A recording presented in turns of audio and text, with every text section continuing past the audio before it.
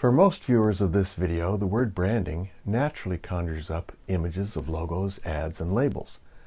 But the true origins of this word will surprise you. Let's talk about it.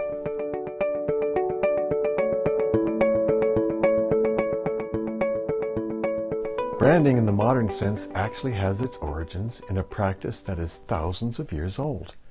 Agricultural branding of cattle practiced today is very old. It didn't start with cowboys in the Wild West. It dates all the way back to ancient Egypt. Not only was its purpose the same as it is today, to identify whose cow was whose, but the nature of those brands was similar to modern cattle brands. They were fairly simple, and they had to be easily recognized. The purpose of a cow brand is the same as a corporate identity or brand in modern marketing: to identify the owner. Imagine a dude who has gone out west to be a cowboy. He designs a new brand for his cows that is unlike any other brand being used, just to be different. The old-timers tell him that the brand won't work, but he doesn't listen. The young dude answers, "You're just jealous because my brand is distinctive, innovative, and ahead of its time." Well, isn't that the whole purpose of a brand, to be unique? So this dude proceeds to brand all of his cows with his new supposedly innovative brand design. But the shapes are so fine that the nearby hairs cover the brand. And when it rains and the cow gets wet, it can't be seen at all. Yes, this dude's brand is new and different, but it isn't a very good brand design, is it?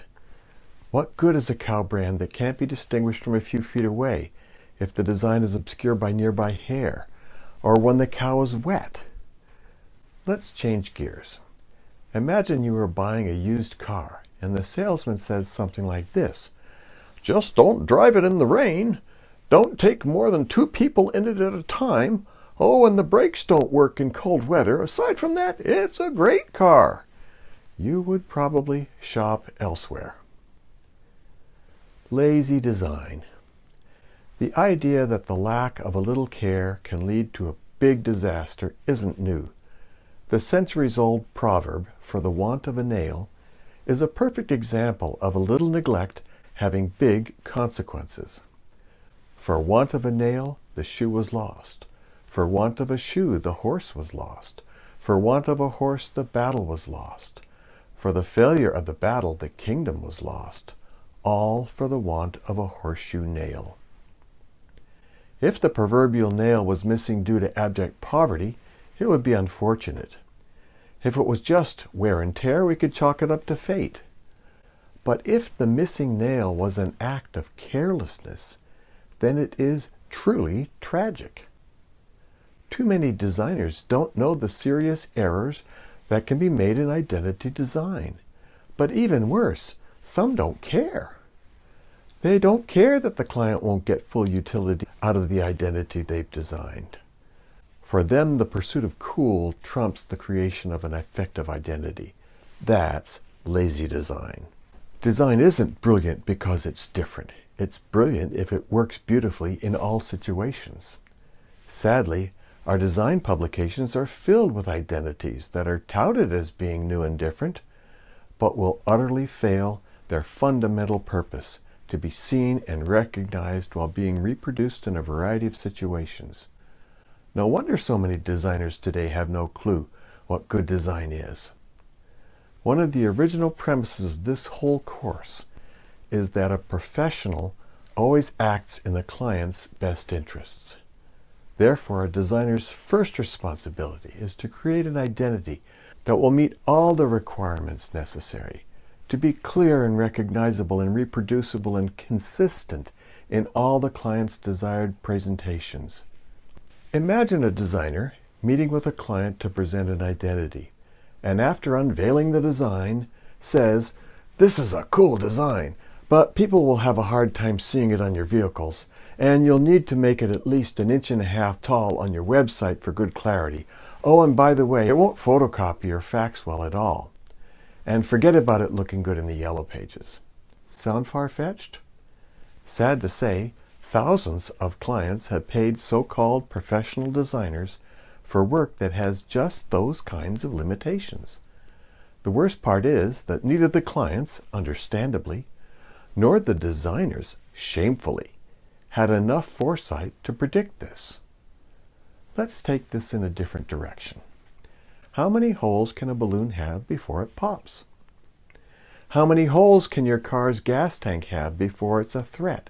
And we're not talking about the input line or the fuel line to the engine either. How many holes can a tire have before it has a blowout? The correct answer in all three cases is just one. It takes only one hole in each situation to pose a serious problem.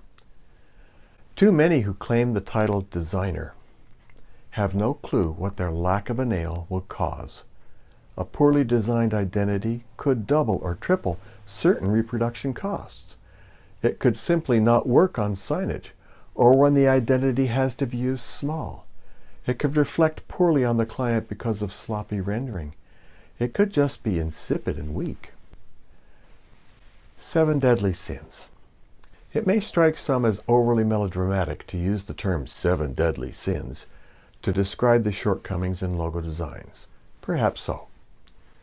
However, our look at the history of several corporate identities shows us that companies will and do get rid of identities that don't serve well. Sometimes it's due to corporate takeovers or other changes in corporate structure, but more often these companies simply realize that the current identity just doesn't work in one or more situations. Given the massive expenditure that revising a corporate identity and implementing it represents, smart companies obviously want a corporate identity that always works. Trial and error does eventually yield better results, but it's a terribly lengthy and expensive process. Wouldn't it be easier to look at other people's mistakes and simply avoid those same mistakes? Some might feel that such restrictions stifle their creativity. But if the goal is to get somewhere, why not take the route with the fewest pitfalls and dead ends? I propose that there are indeed 7 errors in identity design that are like that fatal hole in the balloon or tire. If any identity doesn't work in the way it should, it's busted. It's broken. It's a blowout. For more information, go to logodesigntheory.com. If you found this helpful, be sure to like this video, subscribe, and share this with anyone who needs to know more about logo design.